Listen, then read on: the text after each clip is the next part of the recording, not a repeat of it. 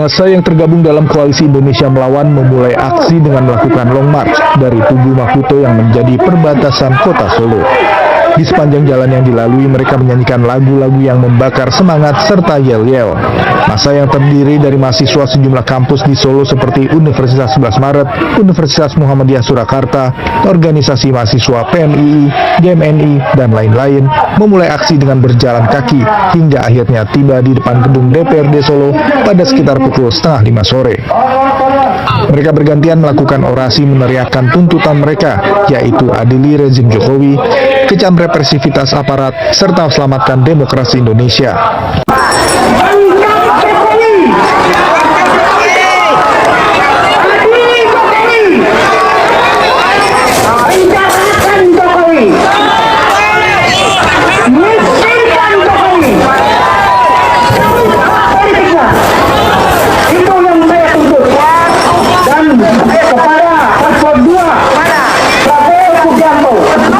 Yang sudah bergabung dan mengikuti kita kekurangan Jokowi. Ingat, rakyat tidak cinta, rakyat tidak bisa dibohongi. Untuk itu, saya akan terus menuntut dan kepada Tito Karnavian yang sedang menjabat menjadi menteri pada saat ini. Jangan seenaknya menunjuk pemimpin-pemimpin daerah. Hanya itu yang ingin saya sampaikan.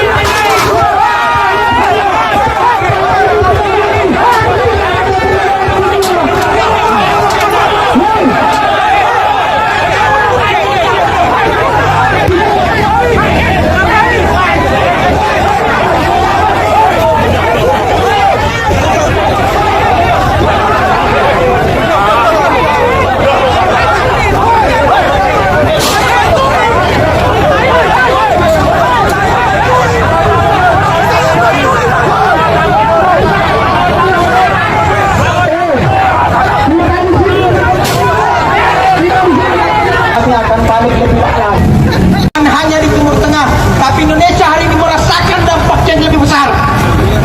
Bagaimana kita bicara persoalan ekonomi? Ketika hari ini terjadi perang besar-besaran di Timur Tengah, efek berkelanjutan akan terjadi di negara-negara bagian Asia secara keseluruhan. Maka berdampak langsung terhadap masyarakat. Kami perlu menegaskan, teman-teman aksi, tolong rapat. Mari kita sama-sama rapatkan barisan.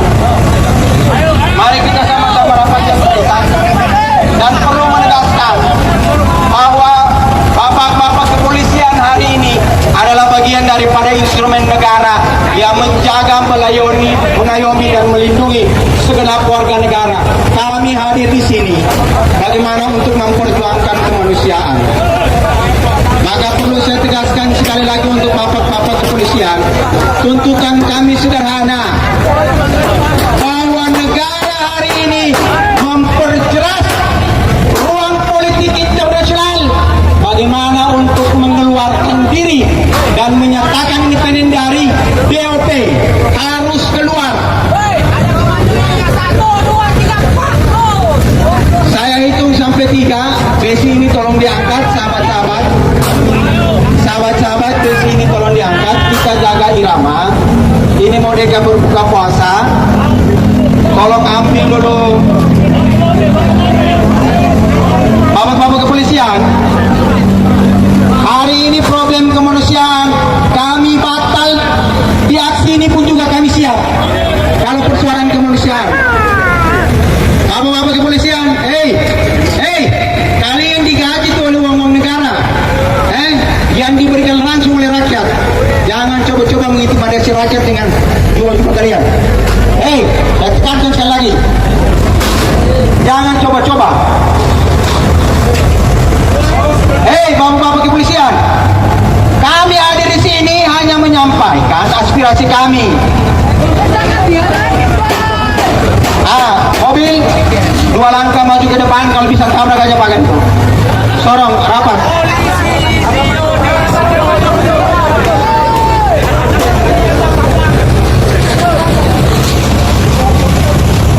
Kalau tidak ini pagar dibuka, besok kami datang lebih besar dan boikot ke Dubes Amerika. Setelah itu kami boikot istana negara karena menganggap bahwa masyarakat hari ini tidak mampu menyampaikan aspirasi di depan publik. Maju rapat pagar, kasih bibir mobil rapat pagar.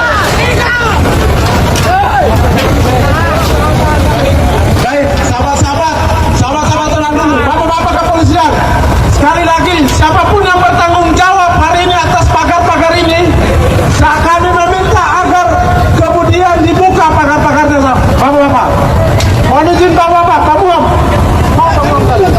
Apa dicoba pagarnya dibuka karena hari ini PBPM harus tetap melakukan aksi simbolik memboikot kantor Kedubes Amerika Serikat. Sahabat-sahabat, bukan aja sahabat-sahabat kalau gitu. Tarik, satu, dua, maju sahabat-sahabat, bongkar. Bongkar aja itu sahabat-sahabat. Buka pagarnya. Mobil yang kamu bikin mobil. Sahabat-sahabat tetap satu komando sahabat-sahabat. Buka pagarnya. Dan kita akan masuk untuk kemudian melakukan dan boikot terhadap kantor Kedubes Amerika Serikat. Kantor Kedubes sahabat-sahabat.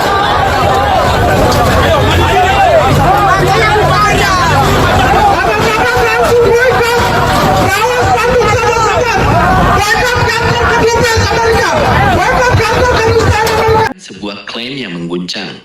Selamat datang pendengar sekalian, kembali bersama kami dalam pembahasan mendalam yang akan mengulas satu topik paling kontroversial dan menyita perhatian publik belakangan ini. Topik kita kali ini sangat berat, menyentuh isu kepercayaan, integritas, dan nama baik seorang pemimpin negara, kita. Berita dan klaim yang beredar menyebutkan ada penilaian internasional yang menempatkan salah satu presiden Indonesia, yaitu Bapak Joko Widodo, sebagai presiden ke-7 paling korup di dunia. Klaim ini langsung meledak menjadi perbincangan panas. Di satu sisi, banyak pihak yang meyakini dan menguatkan penilaian tersebut, menyebutnya sebagai bukti nyata manajemen pemerintahan yang penuh ketidakberesan. Namun di sisi lain, penolakan keras dan pembelaan kuat juga muncul, menyebut penilaian itu tidak berdasar, berbau politik, dan tidak sah secara metodologi. Selama kurang lebih 14 menit ke depan, kita akan bedah tuntas dari mana asal penilaian ini, apa dasar dan ukuran yang digunakan, apa saja tuduhan dan dugaan korupsi yang dikaitkan dengan masa pemerintahan beliau, bagaimana tanggapan pemerintah, para ahli, dan masyarakat, serta sejauh mana kebenaran dan dampak dari klaim besar ini bagi nama baik bangsa Indonesia. Jam 1:10 menit, jam 2:45 menit. Asal mula klaim, dari mana datangnya penilaian ini? Pertama-tama harus sumbernya. Kabar yang menyebut Jokowi menempati urutan ke-7 sebagai pemimpin paling korup di dunia ini bermula dari sebuah laporan atau penilaian yang bebas di media sosial, media asing, dan situs-situs pengamat internasional. Penilaian ini dikaitkan dengan memantau anti korupsi internasional, namun seringkali sumber persisnya diperdebatkan. Pihak yang menyebarkan dan meyakini berita ini merujuk pada data yang mengukur tingkat transparansi, pengelolaan keuangan negara, serta kasus besar yang terjadi selama masa jabatan. Dalam daftar, nama Jokowi disebutkan bersanding dengan nama-nama pemimpin negara lain yang memang sudah lama dikenal bermasalah dengan hukum dan kasus korupsi besar-besaran di negaranya. Penting untuk dicatat sejak awal, lembaga pemantau korupsi paling terkenal dan resmi dunia seperti Transparency International tidak pernah secara resmi merilis daftar peringkat presiden paling korup di dunia. Lembaga tersebut biasanya mengeluarkan indeks persepsi korupsi yang mengukur kondisi korupsi suatu negara, bukan menilai secara pribadi para pemimpin. Ini di titik awal perdebatan, apakah penilaian ke-7 ini hasil riset serius atau sekedar opini, survei tidak resmi, atau bahkan rekayasa informasi. Meskipun sumbernya diperdebatkan, klaim ini dari kenyataan harus kita karena sangat besar. Jam 2:45 menit, jam 5:00 menit. Penilaian, apa saja yang dijadikan ukuran, mengapa dinilai korup, Apa saja yang dilihat oleh pihak-pihak yang memberikan penilaian tersebut? Berdasarkan argumen dan tuduhan yang beredar, serta dijadikan dasar penilaian, setidaknya ada 5 poin besar yang sering dikemukakan sebagai alasan kenapa Jokowi masuk dalam daftar tersebut. Poin pertama, meluasnya kasus korupsi di berbagai sektor. Kritikus menyoroti bahwa selama masa pemerintahan Jokowi, kasus korupsi justru semakin banyak terungkap dan nilainya sangat fantastis. Mulai dari kasus pengadaan bantuan sosial, korupsi di kementerian, dana desa, hingga kasus di lembaga negara. Pihak penilai berargumen, jika di bawah kepemimpinan Anda korupsi merajalela dan melibatkan pejabat tinggi, maka pemimpin puncak harus bertanggung jawab. Ada anggapan bahwa korupsi tidak bisa besar dan masif jika tidak ada perlindungan dari atas. Poin kedua, dugaan nepotisme dan dinasti politik. Ini adalah isu yang paling panas. Penilai menyoroti bagaimana anak-anak, menantu, dan kerabat dekat presiden tiba-tiba terjun ke dunia politik dan menduduki jabatan strategis atau mendapatkan kekuasaan besar dalam waktu singkat. Bagi banyak pengamat, ini adalah bentuk penyalahgunaan wewenang dan kekuasaan untuk kepentingan keluarga yang merupakan salah satu indikator utama perilaku koruptif dalam definisi internasional. Poin ketiga, kurangnya transparansi keuangan negara. Ada tuduhan bahwa pengelolaan uang negara, terutama untuk proyek-proyek strategis besar, pembangunan infrastruktur, hingga pengelolaan utang negara, tidak cukup transparan. Anggaran triliunan rupiah dikucurkan, namun hasilnya seringkali dipertanyakan, dan mekanisme pengawasan dinilai lemah. Ini dianggap sebagai celah yang sengaja dibuat untuk memudahkan praktik korupsi. Poin keempat, intervensi terhadap penegak hukum. Pihak yang menilai korup seringkali mengaitkan dengan dugaan campur tangan dalam proses hukum. Banyak kasus besar yang dianggap berhenti di tengah jalan, atau pelakunya mendapatkan perlakuan istimewa. Ada anggapan bahwa penegak hukum seperti kepolisian, kejaksaan, maupun KPK menjadi tidak independen dan tunduk pada kekuasaan politik, sehingga korupsi tidak bisa diberantas sampai ke akarnya. Poin kelima, masalah dokumen dan legalitas. Yang tidak kalah penting, polemik ijazah dan dokumen pendidikan yang sudah sering kita bahas sebelumnya juga masuk dalam penilaian. Bagi pandangan internasional, seorang pemimpin yang diduga memiliki dokumen bermasalah di awal sulit dipercaya integritasnya dalam mengelola uang rakyat. Kelima poin inilah yang disusun menjadi argumen utama di balik klaim Presiden ke-7 paling korup di dunia tersebut. Jam 5:20 menit, jam 7:45 menit, bantahan keras, penilaian salah, tidak berdasar, dan politik. Tentu saja, penilaian seberat ini memicu reaksi balik yang sangat keras, baik dari pihak pemerintah, pendukung, hingga para ahli yang menilai penilaian itu keliru. Mari kita dengarkan sisi lain dari perdebatan ini. Pembela Jokowi menegaskan, penilaian ini tidak sah, tidak akurat, dan bermotif politik. Mereka menyoroti fakta bahwa tidak ada lembaga resmi dunia yang merilis daftar ini secara metodologis dan terbuka. Penilaian ini dianggap hanya kumpulan opini negatif dari pihak yang tidak suka, yang kemudian dibesar-besarkan. Mengenai poin-poin tuduhan, mereka memberikan penjelasan. Pertama, soal banyaknya kasus korupsi yang terungkap, pihak pembela justru melihatnya sebagai prestasi. Menurut mereka, banyaknya kasus yang diusut dan ditangkap justru bukti bahwa pemerintah serius memberantas korupsi, bukan bukti bahwa pemerintah korup. Artinya, hukum berjalan dan tidak menutup-nutupi. Kedua, soal nepotisme, mereka berargumen bahwa anak atau kerabat adalah warga negara biasa yang punya hak politik sama dengan orang lain. Menduduki jabatan dinilai murni karena dukungan rakyat dan kemampuan pribadi, bukan karena campur tangan ayah atau kerabat. Ketiga, terkait transparansi, mereka mengklaim bahwa era Jokowi adalah era paling transparan, di mana anggaran dan data pembangunan bisa dilihat publik. Pembangunan infrastruktur besar-besaran juga dianggap sebagai bukti uang negara digunakan untuk kemajuan bangsa, bukan dikantongi pribadi. Poin penting lainnya, korupsi di Indonesia sudah ada sejak lama, jauh sebelum Jokowi menjabat. Pembela berpendapat bahwa kondisi ini adalah warisan sejarah dan budaya, dan tidak adil jika ditimpakan semuanya ke satu orang pemimpin. Singkatnya, bagi pihak pembela, predikat paling korup itu adalah serangan tak berdasar untuk merusak citra. Padahal menurut mereka, Jokowi adalah pemimpin yang bekerja keras, bersih, dan berintegritas. Jam 7:45 menit, jam 10:10 menit.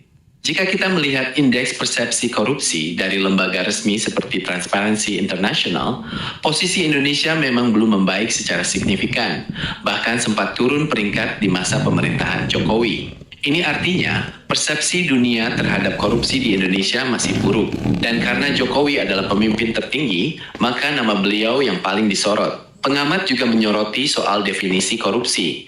Di dunia internasional, korupsi tidak hanya mencuri uang, tapi juga mencakup penyalahgunaan kekuasaan, nepotisme, kolusi, dan penyalahgunaan kebijakan.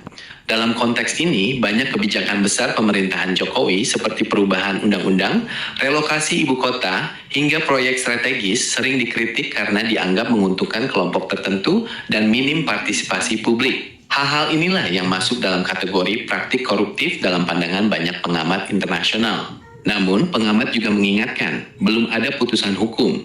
Seberat apapun tuduhan, selama belum ada putusan pengadilan yang berkekuatan hukum tetap yang menyatakan beliau bersalah korupsi, maka secara hukum beliau tetap dianggap bersih. Predikat korup masih bersifat penilaian moral dan politik, bukan vonis hukum.